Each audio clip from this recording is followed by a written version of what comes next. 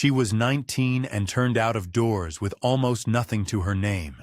No family that would own her, no place to sleep past Tuesday, just a carpet bag, a folded blanket, a tin of pins that had been her grandmother's, and 3-pound coins tied into the corner of a handkerchief. And with those 3 pounds, Helen Reed bought the ruin of a small medieval castle on the edge of Grey Tor, a roofless shell and a rough stone keep that nobody in the parish had wanted for 40 years.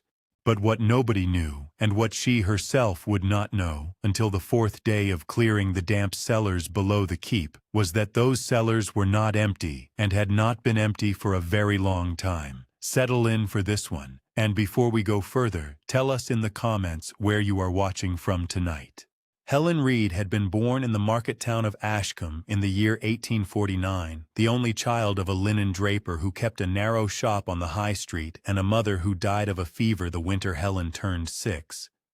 She remembered her mother chiefly through the tin of pins, a small round tin of black japanned metal with a hinged lid and a painted violet on the top, which had sat on the mother's sewing table, and which had passed to Helen on the afternoon of the funeral. She kept it always in the pocket of her apron, and later in the pocket of her carpet bag, and by 19 she had opened and closed the little lid so many times that the paint of the violet had worn thin down one petal, showing the black beneath.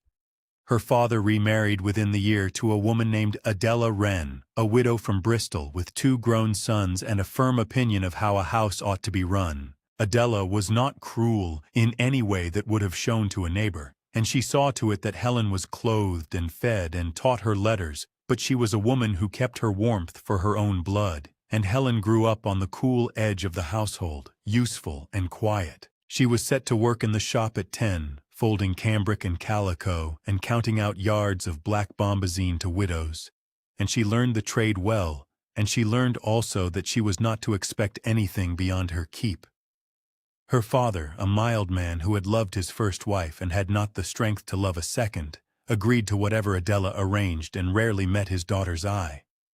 The mentor of Helen's life was not her father and not her stepmother, but the cook and housekeeper who came to them from the age of Helen's 7th year, a widow named Martha Beek, 62 the day she arrived, wide as a barrel, with hands like river stones and a soft gray braid pinned twice around her head. Martha had lost a husband to a mill accident and 2 sons to a diphtheria winter, and she had come into service late in life because there was nothing else left to do, and she took to the small motherless girl in the linen draper's back kitchen without ever making a show of it.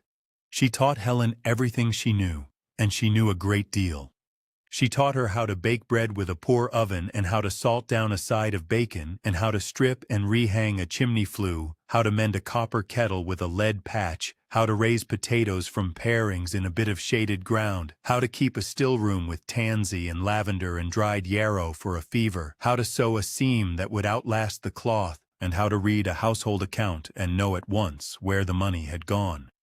She taught her, above all, to look at things others had thrown aside, and see what remained useful in them. A cracked bowl held apple peel for the pigs. A worn coat lined a cot. A dry crust softened in milk became a supper. Nothing was to be despised that could still do work.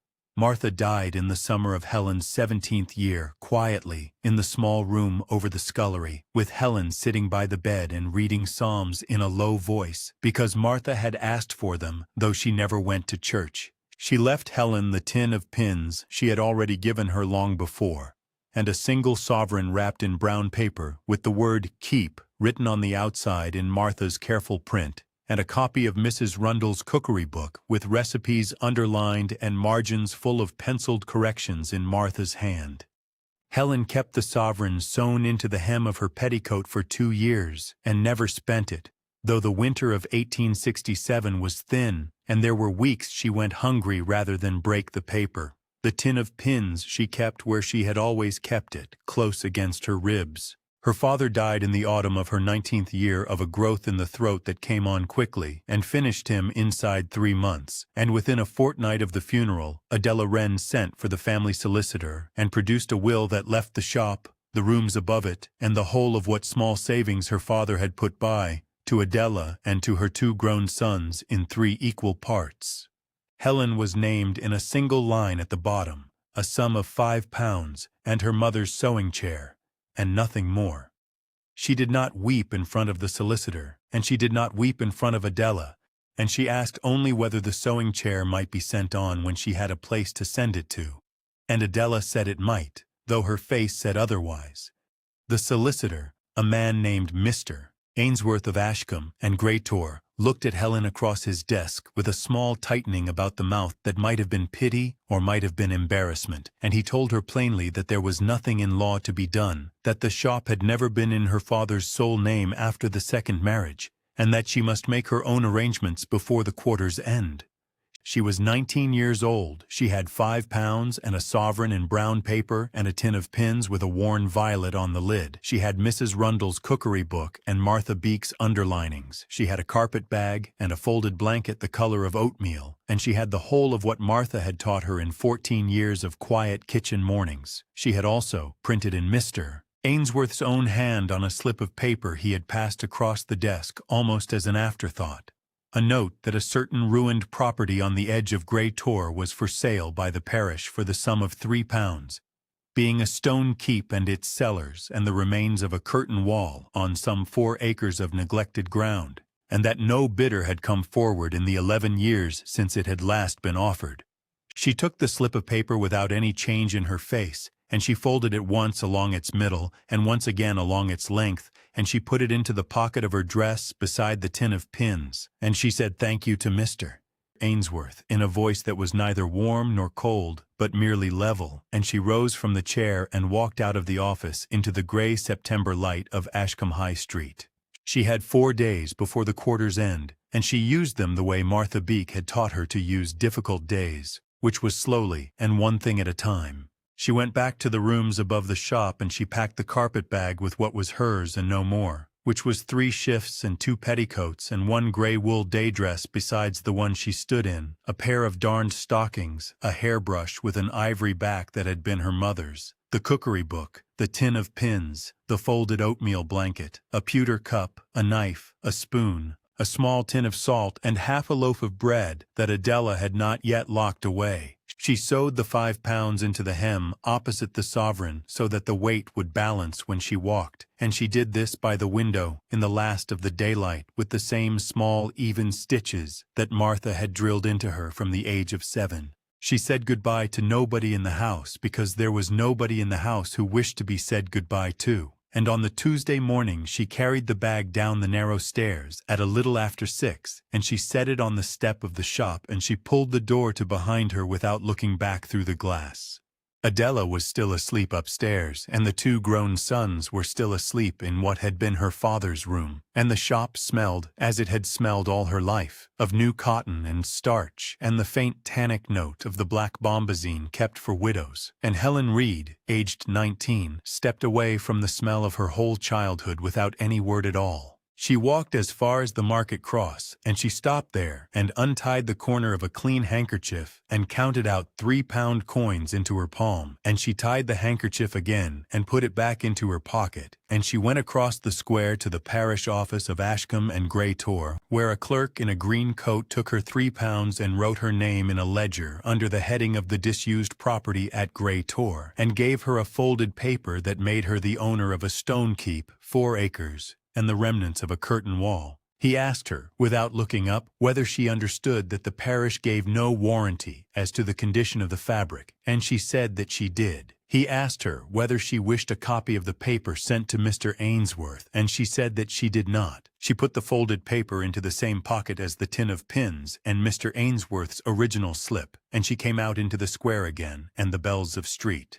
Peters were ringing 8, and a milk cart was going past, and a woman she had known all her life crossed the far side of the square without meeting her eye, and Helen Reed understood, with a clarity that surprised her by being neither bitter nor frightened, that she was already no longer a person of Ashcombe, and that the business of Ashcombe would close over her going as a pond closes over a dropped stone, and this was, in its way, a kind of freedom. Grey Tor lay 11 miles to the northwest of Ashcombe by the coach road, and rather less than that by the field paths, and Helen chose the field paths because the coach fare was 1 and 6pence, and because she wished, on the first day of her new life, to walk out of the old one on her own feet. She left the market cross a little before 9 with the carpet bag in her right hand and the folded blanket rolled and strapped across her shoulders, and she went out past the tannery and the mill and the last of the terraces, and through the wicket gate into the first of the stubble fields, where the crows were already at work on what the reapers had left.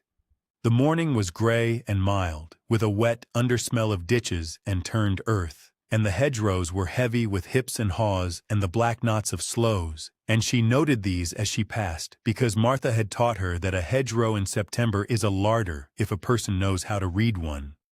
She walked steadily, and she did not hurry, and she rested at the top of each hill for the count of 100 breaths, and she ate a piece of the bread at midday, sitting on a stone stile, with her back to a hawthorn that had grown up crooked out of the wall. She passed one village called Little Ordom, and she did not stop there. And she passed a keeper's cottage where a dog barked at her from a chain, and a woman looked out and looked back in. And she passed a plowing team on a long, low field, and the plowman raised a hand to her, and she raised one back.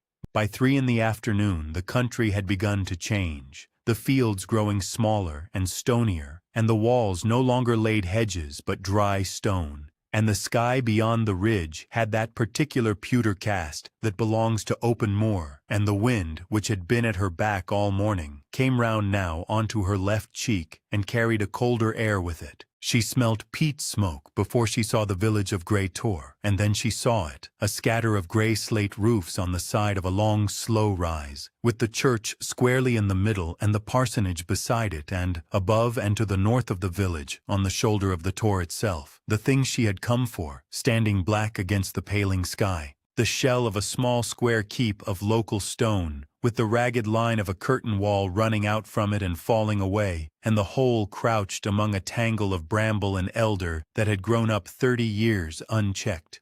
She stopped in the lane at the bottom of the rise, and she looked up at it for a long time, and she shifted the carpet bag from her right hand to her left, and she said aloud, in a voice quiet enough that only the wind heard it, that it would do. Then she went on up the lane in the last of the daylight toward the place that was, from this hour forward, hers. The lane rose in a long, soft curve past the last cottage of Grey Tor village, and then narrowed to a cart track, and then to a footpath, and the footpath ran between 2 dry stone walls with grass growing high in the middle where no cart had passed in years, and at the end of the footpath there was a broken gate hanging on one hinge, and beyond the broken gate there was the ground she had bought. She stopped in the gateway and set down the carpet bag and looked. The 4 acres lay on the shoulder of the Tor in a rough triangle, bounded on the north by the remains of the curtain wall, on the south by the dry stone that had brought her up from the lane, and on the west by a fall of ground into a small, steep coombe where a thread of water showed silver among the rushes. The ground itself had gone to bracken and thistle and bramble, with 3 old apple trees near the keep leaning at odd angles and still bearing a scatter of small red fruit, and a patch of nettles taller than a man where a garden had once stood, and closer to the keep the low outline of what had been a kitchen yard, its cobbles showing through the moss in patches like the back of a great sleeping animal. The keep itself stood 4 square on a low natural rise of rock, and Helen walked around it once before she went in, counting her paces as Martha Beek had taught her to count any room she meant to work in. It was 18 paces on the south wall, and 18 on the north, and 16 on each of the shorter sides, built of the same gray local stone as the walls of the village, laid without much dressing, but laid true, with the courses running level and the corners squared with larger cornerstones that had been chiseled once and were now furred with gray lichen. The walls stood their full height on 3 sides, close to 30 feet, and on the 4th, the western, they had fallen inward at the top so that the wall walk showed like a broken tooth against the sky. There was no roof. The floors of the upper stories were gone, their beam holes plain in the inner walls, 3 courses of them, so that she could read the building like a diagram: ground floor, first floor, second floor, wall walk. The door was on the south side, arched, with the iron hinges still in the stone, though the door itself had rotted to nothing but a heap of black splinters on the threshold, and above the door a slit window with the remains of a stone hood. She stepped inside. The ground floor was a single room, floored with beaten earth and fallen stone and a thick mat of last year's leaves that the wind had driven in, and at the far end there was a stair, a spiral of stone treads winding up into the open air, worn concave in the middle of each tread by the feet of people 3 and 4 centuries gone. In the northeast corner she found what she had been looking for, a second stair, narrower, going down. She did not go down yet. She went first back out into the yard, and she gathered a bundle of dry bracken and a few of the drier bramble stems, and she made a rough torch and she lit it from the small tin of lucifer matches she carried in her carpet bag. Then she went to the head of the down stair with her torch held high, and she looked. The stair went down 12 steps, curving slightly to the right, and ended in a flagged passage. The passage was about 4 paces long and gave onto a low arched doorway, and beyond the arched doorway lay the cellars.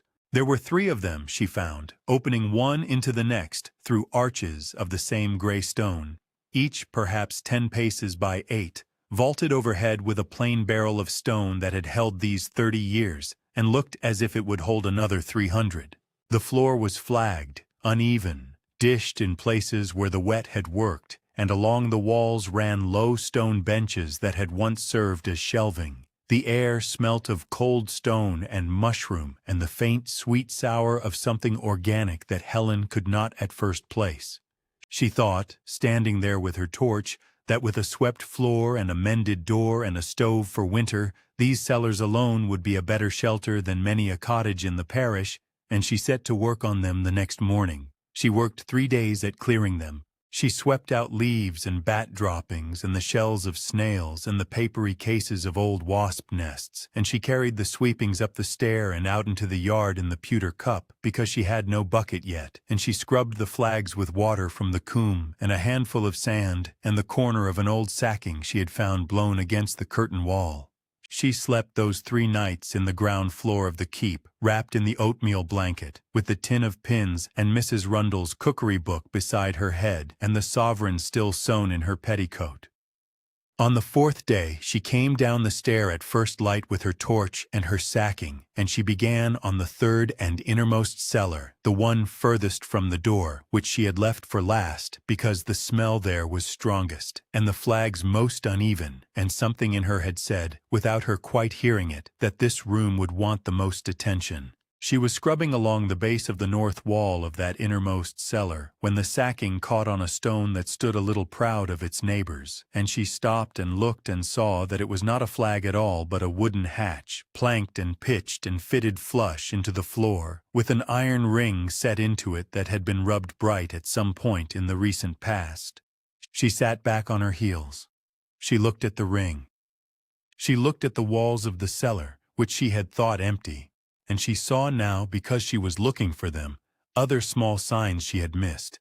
A candle stub on a ledge, the wax still soft, a corner of the flagging swept cleaner than her own scrubbing had made it, a rope coiled behind a jutting stone, the faint scuff of a boot heel in the dust of the arch.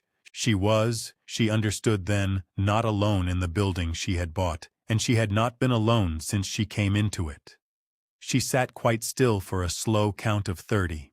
Then she stood, and she went back up the stair without hurry, and she fetched from the carpet bag the knife she used for bread, and she put it in the pocket of her apron, and she came down again, and she knelt by the hatch, and she took hold of the iron ring, and she lifted it. The hatch came up more easily than she had expected, hinged on the far side with 2 iron straps that had been oiled. Below the hatch was a short wooden ladder going down into a further chamber, a small vaulted space perhaps 6 feet by 8, and by the light of her torch, held down through the opening, Helen Reed saw what was in it. She saw casks. She saw 7 small oak casks stood upright in a neat row against the far wall, each about the size of a butter firkin, and each stamped in black on the head with a mark she did not know. She saw beside the casks a low shelf, and on the shelf a wooden box the size of a family Bible, brass-cornered, with a hasp but no lock. She saw, folded on top of the box, a square of oiled cloth. She saw, hanging from a peg driven into the mortar, a man's coat of dark blue cloth, and beside the coat a lantern with clean glass. And she saw, Propped against the box on the shelf, a folded paper with her own name written on the outside of it in a hand she did not know, and beneath her name the single word, underlined once, read. She did not go down the ladder that first hour. She climbed back out of the inner cellar, sat on the top step of the stair with the folded paper in her lap, and read it by the plain light of the doorway. The hand was small and steady, and belonged, the paper told her, to one Josiah Penhale, cooper of the parish of Grey Tor, dead these 6 years, who had taken shelter in the cellars during a bad time, and had left what he left for whoever should next set foot in the place with an honest intention. He named the casks, 4 of French brandy landed at Polperro in 1859, and never claimed by the merchant who had contracted for them, 2 of Madeira, 1 of oil. He named the box, coin, in sovereigns and half-sovereigns, the sum of £182, put by across 11 years of a cooper's work and a widow's savings, his wife having died in the 5th year of their marriage. He asked, in a single line at the end, that whoever found it should use it to make the place fit again and be kind to the 2 men who would come at Michaelmas to fetch the last of the casks, for they were his nephews, and honest, and knew nothing of the coin. Helen sat with the letter a long time. She folded it once along its middle and once along its length and put it in the pocket of her apron beside the tin of pins. Then she went back to work. She swept and she scrubbed, and she carried her sweepings up the stair in the pewter cup, and she did not go down the ladder again that day. The nephews came on the 2nd Monday of October at dusk, with a covered cart and 2 led ponies, and they were startled to find a young woman with a lantern standing in the yard of the keep. She was Helen Reed, she told them, and she owned the ground now, and she had read their uncle's letter, and they might take what was theirs. The elder of the 2, a man of perhaps 30 called Robert Penhale, took off his cap and stood turning it in his hands and did not speak for a full minute. The younger, William Penhale, 24 and a wheelwright by trade, went down into the cellar with her and looked at the casks and at the coat on the peg and put his hand flat against the coat and left it there. They loaded 5 casks that night. The 2 of Madeira they left at Helen's asking for a payment of £3 10 shillings against the year's stores. They came back the next week with a load of dry oak boards from William's yard, and a keg of nails, and a bag of lime, and they would take no coin for the boards. They knew a slater at Trewin, they said, and a mason at Little Ordham, and they would send word. The slater was Amos Lydgate, 61, widowed, with a face like weathered leather, and hands that had laid roofs on 3 parish churches. He came in the last week of October with his boy and a cart of slate, and he looked at the keep and said the western wall must come down 2 courses before anything else was done, or the whole would come down in its own time. He did the work himself, with the boy and with Helen carrying stone, and he charged her £4 for 6 days' labor and would not take more. The mason was Peter Halse, 48, a quiet man who spoke chiefly through his trowel, and he rebuilt the courses in 3 days with lime mortar mixed to his own recipe of 1 part lime to 2 of coarse sand and a handful of ox hair from a tanner in Ashcombe he still traded with. By the first week of November the western wall stood true again to the height of the 2nd floor, and Helen had begun on the door of the south arch. She bought seasoned oak from William Penhale at cost and hung a door herself, using the old iron hinges cleaned in vinegar and wire brush, and she fitted a heavy oak bar in a bracket of Peter Halse's making. She slept now in the first cellar with the door of the keep barred above her, on a straw pallet laid on planks laid on bricks, with a small iron stove bought in Grey Tor for £1 12 shillings and its pipe let out through a slit window mended with tin. She cooked on the stove, and she washed at the coombe, and she wrote every shilling she spent in a small ruled book bought for 2pence at the village shop, and at the end of each week she counted what remained in the brass-cornered box and wrote the sum at the bottom of the page. The village came to her slowly and one at a time. Mrs. Ivy Truscott, 53, the vicar's housekeeper, walked up the lane one November morning with a basket of 2 brown loaves and a jar of damson jam, and said only that she had baked more than the vicarage could use, and left the basket on the step and went away. Helen returned the basket the next week with a pot of nettle soup made to Martha Beek's method, and a folded square of new hemmed linen. Mrs. Truscott sent word by the boy that the linen was better than any in the parish and that Helen might have work if she wanted it. Helen sent back word that she would. She sewed through December for the vicarage and for 2 farms beyond it, plain seams and mended shirts and turned collars, and she was paid in coin and in kind. A side of bacon from Farmer Henry Rouse, 46, of Higher Combe, and a sack of seed potatoes from his wife Bessie Rouse, 42, and a bundle of ash faggots for the stove from the woodman Tom Engove, 71, who had known Josiah Penhale, and who stood a long minute in the yard looking up at the mended wall, and said that Josiah would be pleased. She did not ask what he meant, and he did not say further. He came back every Friday through the winter with a bundle of wood on his back, and would take nothing but a cup of tea and a slice of bread with jam. In the 2nd week of December, Mr. Ainsworth came up from Ashcombe in a hired trap. He climbed the lane in his town boots and stood in the yard in his black coat and looked about him with an expression Helen could not quite read. He had come, he said, because word had reached him that the property at Grey Tor was being repaired, and that the buyer was the young Miss Reed to whom he had given the slip of paper in September, and he had wished to see for himself. Helen offered him tea in the first cellar, which was now whitewashed and had a rag rug on the flags, and a small square window led into the door of the keep above, and Mr. Ainsworth sat on a stool at her table and drank his tea and looked at her ledger when she put it in front of him. He said after a time that he had not expected it. He said that if she wished, he would file the deed and the boundary at the county office at his own cost, and that he had a client in Truro who bought Madeira.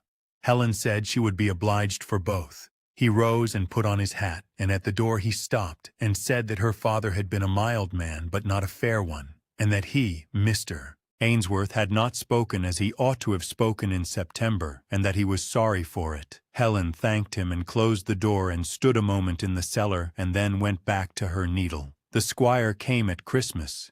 He was Sir Edmund Trevanion, 67, of Trevanion Hall, 2 miles to the north, a widower with no children living, and he came riding up the lane on a grey cob with a groom behind him. He asked leave to see the keep, which he had known as a boy, and Helen gave it, and he walked through the ground floor and up the spiral stair to the wall walk, and stood a long time looking north across the moor. Coming down, he asked whether she meant to roof it, and she said in time, if the coin held. He said the parish had records of the keep going back to 1387, and that if she wished, he would have his steward copy them out for her. He said also that his tenant at Higher Field had a spare plough team in February and might be sent up to break the 4 acres for a spring sowing at no cost, as a matter between neighbors.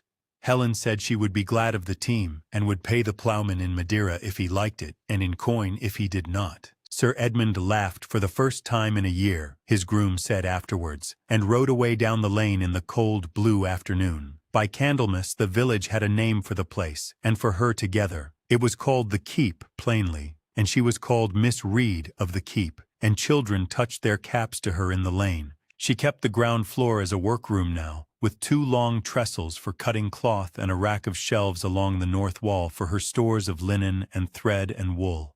The first cellar was her kitchen and sitting room, whitewashed and warm, with Mrs. Rundle's cookery book on a shelf above the stove and the tin of pins on the mantel beside a small brass candlestick. The second cellar was her still room, dry and cool, with bunches of tansy and lavender and yarrow hung from nails driven into the mortar and rows of stoneware jars along the stone bench. The third cellar was her larder, with the side of bacon hung in muslin and the sack of potatoes in a bin and a stone crock of salted beans. The inner chamber below the hatch she kept as it was, with the 2 casks of Madeira and the box, now emptied of most of its coin, and holding only Josiah Penhale's letter, folded, and the tin of pins beside it when she was working, and did not wish to carry it. She kept a Wednesday and a Saturday for sewing work brought up from the village, and a Monday for the vicarage, and the other days for the ground and the walls. In February the plough team came, 2 great chestnut horses driven by a ploughman called Jack Manier, 38, and he broke the 4 acres in 2 days and would take only a bottle of Madeira and a loaf of Helen's bread.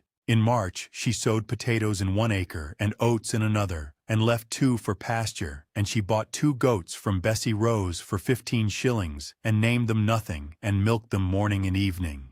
She made cheese by Martha Beek's method in a muslin bag hung from a beam, and she sold the surplus at the door for twopence a pound.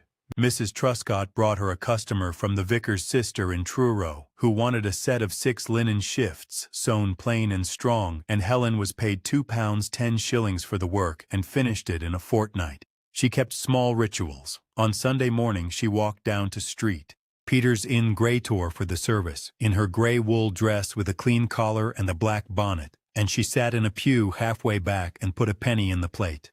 On Sunday afternoon she wrote up her ledger and counted the coin in the box and put back what she had taken out for the week.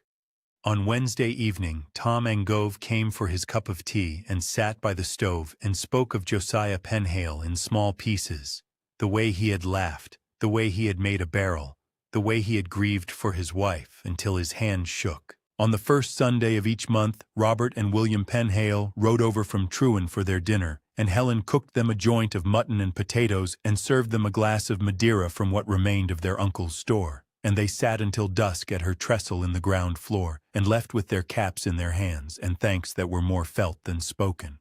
On a fair evening in May, Helen Reed sat on the wall walk of her keep with her back against the warm stone and looked down over 4 acres that were now green with young oats and hilled with potato ridges, and she counted, as Martha Beek had taught her to count any place she meant to hold. She was 20. She had come up the lane the previous September with a carpet bag and an oatmeal blanket and £3 coins tied in a handkerchief, and she had bought a ruin nobody in the parish had wanted for 40 years. On the mantel of the first cellar below her stood the tin of pins with the worn violet on its lid, black showing through the paint, where her mother's thumb and her own had passed 1,000 times, and beside it, taken up from the inner chamber and set there as a companion, lay Josiah Penhale's folded letter, weighted by the small brass candlestick.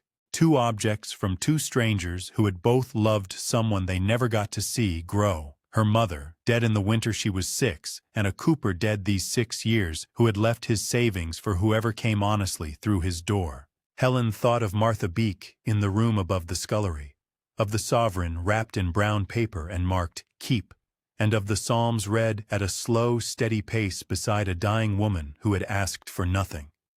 She thought of Adela Wren, asleep upstairs on the Tuesday morning, of her 2 grown sons in her father's room, of Mr. Ainsworth, who had come in December with his hat in his hand and said he was sorry, of the woman in Ashcombe Square who had crossed to the far side, and of Sir Edmund Trevanion, who had stood on this wall walk at Christmas and looked north across the moor and called her Miss Reed. She thought of William Penhale's hand on his uncle's blue coat in the lamplight of the inner chamber. Below her, the goats moved in the pasture, and the coombe ran silver in the last light, and smoke went up straight from the pipe through the mended slit window. Helen Reed was 19, and turned out of doors with almost nothing. She had £3 to her name, and she spent them on the ruin of a small medieval castle on the edge of Greytor, and it was the best £3 she ever spent. If this story kept you company for a little while, please subscribe and share it with someone who needs to hear that a life can be built from what other people have left behind. Tell us in the comments where you were watching from, and light a small candle in your own way for the Marthas and the Josiahs of your life, the ones who loved you plainly and left you what they could. And ask yourself, before you close this page, what has been set down in your path that others called worthless, and what might you make of it if you took it up in both hands and began, quietly, to sweep the floor?